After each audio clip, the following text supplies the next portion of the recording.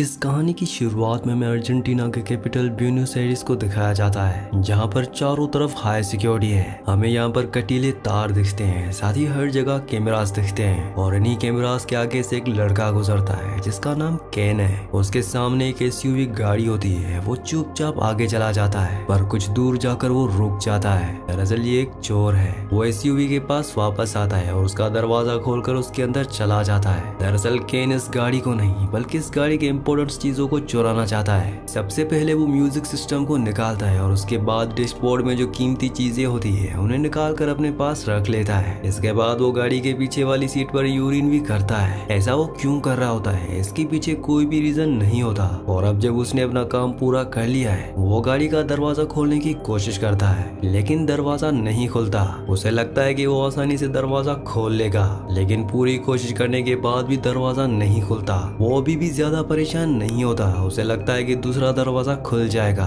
वो दूसरे दरवाजे को खोलने की कोशिश करता है, पर वो भी लॉक्ड होता है। वो उसे भी नहीं खोल पाता और अब उसकी परेशानी थोड़ी थोड़ी बढ़ना शुरू हो जाती है। पर अभी केन पूरी तरह से कॉन्फिडेंट होता है, क्योंकि वो गाड़ी के फ्रंट ग्लास को तोड़कर बाहर निकल सकता है। वो अपने पैरों से फ्रंट ग्लास को तोड़ने की कोशिश करता है। वो कई बार उस पर किक करता है, लेकिन पूरी कोशिश करने के बाद भी फ्रंट ग्लास नहीं टूटता। और अब उसकी टेंशन धीरे धीरे बढ़ना शुरू हो जाती है। वो गाड़ी के टायर खोलने वाले टूल को निकालकर फ्रंट ग्लास पर कई बार मारता है, लेकिन इसका कोई भी फायदा नहीं होता। उसे कुछ समझ नहीं आ रहा होता है, इसीलिए दरवाजे के लॉक वाले डोर के प्लास्टिक को वो खोलता है। और जब वो ऐसा कर रहा होता है, तभी उसका हाथ कट जाता है। केन की परेशानी अब और भी ज्यादा बढ़ चुकी है, इसीलिए वो गाड़ी की पिछली सीट पर चला जाता है जहाँ पर उसने यूरिन किया था। वो अपने बैग से गन निकालता है और गन से गाड़ी के फ्रंट ग्लास पर शूट करता है, लेकिन गोली टकराकर उसके पैर पर लग जाती है। और यहाँ पर हमें पता चलता है कि इस गाड़ी के जितने भी शीशे हैं वो सब के सब बुलेट प्रूफ है। केन के हाथ के साथ उसका पैर भी जख्मी हो चुका है। वो अपनी टी शर्ट निकालकर अपने पैर के जख्म पर बांध लेता है। तभी वो एक लड़की को देखता है। वो उसे आवाज देता है और लड़की गाड़ी के पास आ जाती है। वो अपने बैग से लिपस्टिक निकालती है और गाड़ी की साइड मिरर विंडो पर अपना चेहरा देखकर लिपस्टिक लगाती है। इसके बाद वो जाने लगती है। केन जोर जोर से चिल्लाने लगता है, लेकिन वो उसकी आवाज नहीं सुनती।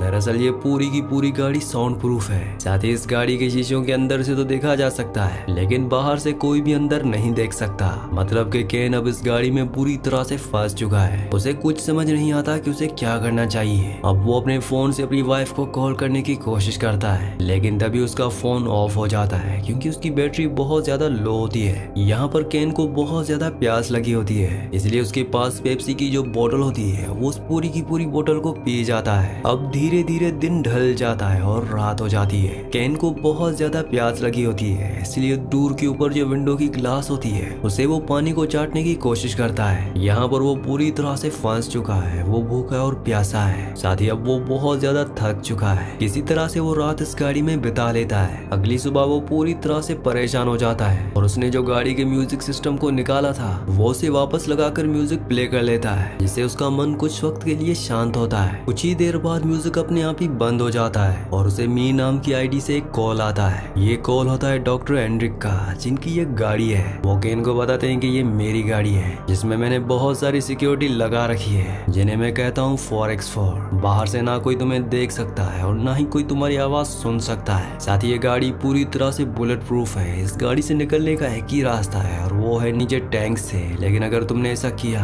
तो मैं इस गाड़ी को ब्लास्ट कर दूंगा, क्योंकि टैंक के नीचे मैंने एक्सप्लोसिव लगा के रखा है। डॉक्टर एंड्रिक उसे अपनी पर्सनल लाइफ के बारे में भी बताता है। वो बताते हैं कि मेरी वाइफ अब इस दुनिया में नहीं है, लेकिन मेरी वाइफ और मेरे ग्रैंड चाइल्ड मेरे साथ रहते हैं। साथ ही वो बताते हैं कि उन्हें बहुत ही खतरनाक बीमारी है और कुछ ही महीनों में उनकी मौत होने वाली है। लेकिन केन को इस बात से कोई फर्क नहीं पड़ता। वो उसे धमकी देता है कि तुमने अगर मुझे फ्री नहीं किया तो मैं तुम्हें और तुम्हारी फैमिली को मार दूंगा। और डॉक्टर को उसकी धमकी से कोई फर्क नहीं पड़ता, क्योंकि वो साइको हो चुका है। केन अब डॉक्टर से कहता है कि मुझे यहाँ पर बहुत गर्मी लग रही है, मुझे यहाँ से बाहर निकालो। और अब फोन कट हो जाता है और गाड़ी का एसी अपने आप ही ऑन हो जाता है। वीडियो में आगे बढ़ने से पहले एक जरूरी अनाउंसमेंट। अगर आप साईफाई, सर्वाइवल और हॉरर मूवीज के शौकीन हैं, तो हमारे दूसरे चैनल को सब्सक्राइब कर लीजिए, क्योंकि वहाँ पर हम हॉरर और साईफाई मूवीज अपलोड करते हैं। तो आप सबसे रिक्वेस्ट है कि जल्दी से जाके हमारे दूसरे चैनल को सब्सक्राइब कर लीजिए। चैनल का लिंक नीचे डिस्क्रिप्शन में है। गाड़ी का एसी ऑन होने से धीरे धीरे गाड़ी में ठंड बढ़ना शुरू हो जाती है। गाड़ी का टेम्परेचर बहुत ज्यादा डाउन हो चुका है। यहाँ पर केन कांपना शुरू कर देता है और अपनी टी शर्ट को एक बार फिर से पहन लेता है, लेकिन इसका कोई फायदा नहीं होता क्योंकि यहाँ पर ठंड बहुत ज्यादा है। उसके होंठ नीले होना शुरू हो जाते हैं। वो हाइपोथर्मिया का शिकार हो रहा है। साथ ही उसके पैर में जो जख्म है वो भी अब इन्फेक्टेड हो चुका है। पर इससे पहले कि उसकी जान जाती, डॉक्टर एंड्रिक एसी को बंद कर देते हैं और अब यहाँ पर उसे कुछ भी समझ नहीं आ रहा होता कि वो क्या करे। तभी वो देखता है कि एक पुलिस वाला गाड़ी के पास आ रहा है। उसके अंदर एक उम्मीद जागती है। वो चिल्लाकर उसे आवाज लगाता है, लेकिन पुलिस वाला ना उसकी आवाज सुन सकता है और ना ही उसे देख सकता है। दरअसल ये यहाँ पर इस गाड़ी का चालान काटने के लिए आया होता है क्योंकि ये गाड़ी गलत जगह पर यानी कि नो पार्किंग पर खड़ी होती है। पुलिस वाला गाड़ी के चालान को फ्रंट शीशे पर रखकर चला जाता है। केन अब हर एक उम्मीद खो चुका है। तभी उसके अंदर एक उम्मीद जागती है क्योंकि यहाँ पर एक चोर आता है जो गाड़ी के दरवाजे को खोलने की कोशिश करता है। पर केन की किस्मत बिल्कुल भी अच्छी नहीं होती। पड़ोस के लोग उस चोर को देख लेते हैं, उसका पीछा करते हैं। हालांकि चोर यहाँ से भाग जाता है, लेकिन अब यहाँ पर पुलिस आ चुकी है। गाड़ी के आसपास कई सारे लोग होते हैं, लेकिन किसी को भी नहीं पता कि इसके अंदर कोई फंसा हुआ है, इसीलिए सब के सब यहाँ से चले जाते हैं। अब केन को एक बार फिर से डॉक्टर का कॉल आता है। डॉक्टर अब उसके बारे में और भी जानना चाहता है। केन उसे बताता है कि वो उस दुनिया के रूल्स को नहीं मानता है। यहाँ के जो अमीर लोग हैं वो गरीबों को कुचलना चाहते हैं और वो कभी भी ऐसा नहीं होने देना चाहता है, इसीलिए चोरी करता है, जैसे उसके फादर और उसके ग्रैंडफादर किया करते थे। कोई अगर उसे गन पॉइंट पर रख कर भी काम करने से मना करेगा तब भी वो यही काम करेगा। और अब डॉक्टर को उसका जवाब अच्छा लगता है, इसलिए वो उसे बताता है कि गाड़ी के सीट के पीछे एक पाइप है जिसके अंदर गाड़ी को साफ करने का पानी है, तुम उस पानी को पी सकते हो। और ये सुनने के बाद वो गाड़ी के पीछे से उस पाइप को निकालता है और उस पाइप से पानी को एक बोतल में भरता है। हालांकि उस पानी में केमिकल भी होता है, लेकिन केन इस बात की परवाह नहीं करता और एक ही घूंट में पूरा पानी पी जाता है क्योंकि उसकी पूरी बॉडी डिहाइड्रेट हो चुकी होती है। इसी तरह से एक और दिन बीत जाता है और अब अगली सुबह दिखाया जाता है कि केन के दिमाग पर भी असर पड़ना शुरू हो गया है। वो फिजिकली और मेंटली बहुत ज्यादा कमजोर हो चुका है, इसीलिए वो अपने माइंड को बिजी रखने के लिए पेपर पर गाड़ी की जो इंटीरियर होती है उसकी डिजाइन बनाना शुरू कर देता है। वो बहुत ज्यादा भूखा होता है, इसलिए कागज खाना शुरू कर देता है, जिसके बाद उसे फिर से प्यास लगना शुरू हो जाती है और अब उसके पास अपना यूरिन पीने के अलावा और कोई भी रास्ता नहीं होता और मजबूरी में उसे ऐसा करना पड़ता है। और तभी उसे डॉक्टर का कॉल आता है। डॉक्टर की बात उसे माननी होती है, इसीलिए डॉक्टर उसे कहता है कि गाड़ी के डैशबोर्ड के नीचे एक चॉकलेट है, तुम उसे खा सकते हो। केन जल्दी से चॉकलेट को निकालता है और खा लेता है, जिसके बाद उसकी बॉडी में थोड़ी सी एनर्जी आ जाती है। फोन की जो बैटरी होती है वो उसे निकाल कर गाड़ी के डैशबोर्ड पर रख देता है ताकि वो सोलर एनर्जी से कुछ चार्ज हो जाए। और तभी उसे एक बार फिर से डॉक्टर का कॉल आता है। वो केन को बताता है कि मैं तुम्हारे घर गया था जहाँ मैं तुम्हारी बीवी और तुम्हारे बच्चे से मिला।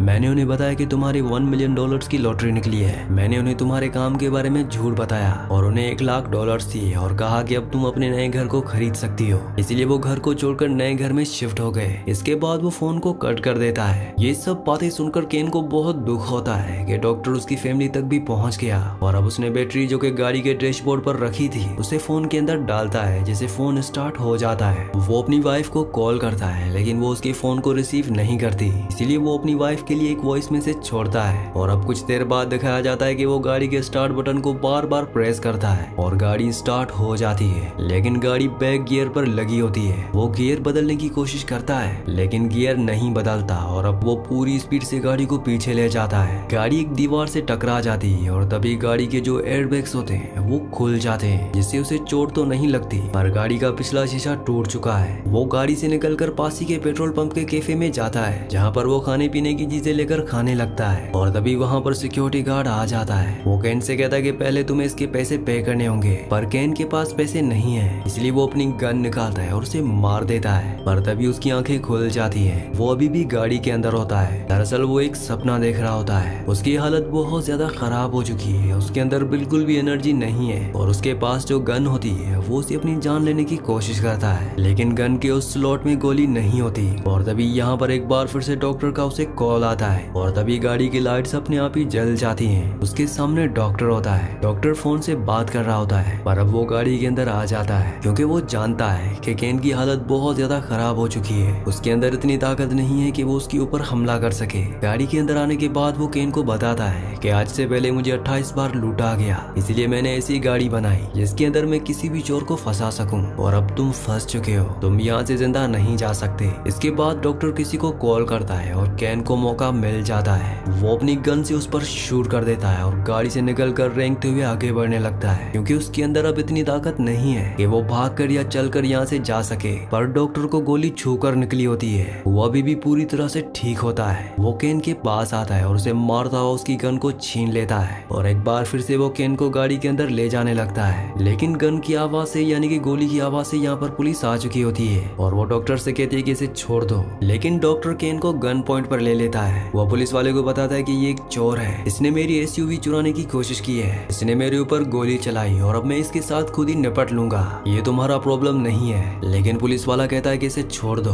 पर डॉक्टर उसकी बात नहीं मानता और कुछ ही देर में यहाँ पर रिपोर्टर्स और पुलिस की और भी गाड़ियां आ जाती है और उन्हीं में एक पुलिस ऑफिसर आता है जिसका नाम एमिडी होता है। दरअसल अब वो रिटायर हो चुका है और वो डॉक्टर से बात करता है। वो उसे कन्विंस करने की कोशिश करता है कि तुम्हें इसे छोड़ना होगा, पर डॉक्टर उसकी बात नहीं मानता। वो कहता है कि पुलिस वाले अपना काम अच्छे से नहीं करते, इसलिए इनके जैसे चोर आजादी से घूमते हैं और उसका नुकसान हम आम लोगों को उठाना पड़ता है। मैं जो कर रहा हूँ बिल्कुल ठीक कर रहा हूँ। यहाँ पर जितने भी लोग होते हैं आधे लोग डॉक्टर की साइड हो जाते हैं और आधे लोग चाहते हैं कि वो केन को फ्री कर दें। पर यहाँ पर जो रिटायर पुलिस वाला होता है वो डॉक्टर से कहता है कि तुम एक एजुकेटेड इंसान हो, तुम कानून को अपने हाथ में नहीं ले सकते, तुम्हें इसे छोड़ देना चाहिए। वो उसे बहुत सारी ऐसी बातें बोलता है जिससे डॉक्टर कन्विंस हो जाता है और अब वो केन को छोड़ देता है। केन किसी तरह से पुलिस की गाड़ी तक आ जाता है और डॉक्टर खुद अपनी गाड़ी में बैठ जाता है। वो अपने मोबाइल पर एक टाइमर चलाता है और अगली बार वहाँ पर एक बहुत बड़ा ब्लास्ट हो जाता है। दरअसल पेट्रोल टैंक के नीचे जो उसने एक्सप्लोसिव लगाया था उसने उसे ब्लास्ट कर दिया